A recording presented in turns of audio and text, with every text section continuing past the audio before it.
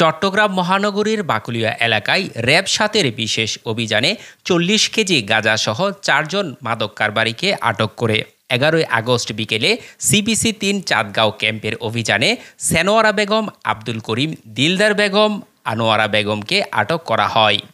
RAB জানায়, জিজ্ঞাসাবাদে আটককৃতরা কক্সবাজার ও কুমিল্লা সীমান্ত থেকে গাঁজা এনে চট্টগ্রামসহ দেশের বিভিন্ন জেলায় সরবরাহ করে আসছিল। বিসমিল্লাহির রহমানির রহিম। আসসালামু আলাইকুম।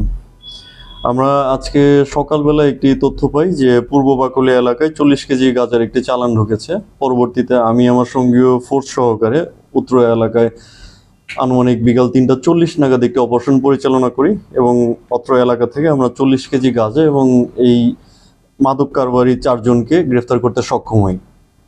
আমরা গ্রেফতারকৃত মাদক কারবারিদেরকে প্রাথমিক জিজ্ঞাসাবাদ করি এবং তাদের থেকে জানতে পারি যে খুলশী এলাকায় একটি মাদক চক্র মূলত হচ্ছে এই মাদক চালানগুলো কন্ট্রোল করতেছে। আমরা তাদেরকে সহকারে সাথে সাথেই খুলশী এলাকায় পরবর্তী অভিযান পরিচালনা করি এবং খুলশী এলাকায় যে আমরা সেখানে মাদক মামলাতেই গ্রেফতারি পরোয়ানাভুক্ত ২ জন আসামি এবং হচ্ছে এই মাদক চক্রের আরেকজন সদস্য যে হচ্ছে রোহিঙ্গা ক্যাম্প থেকে পলাতক সদস্য, তাকে গ্রেফতার করতে সক্ষম হই।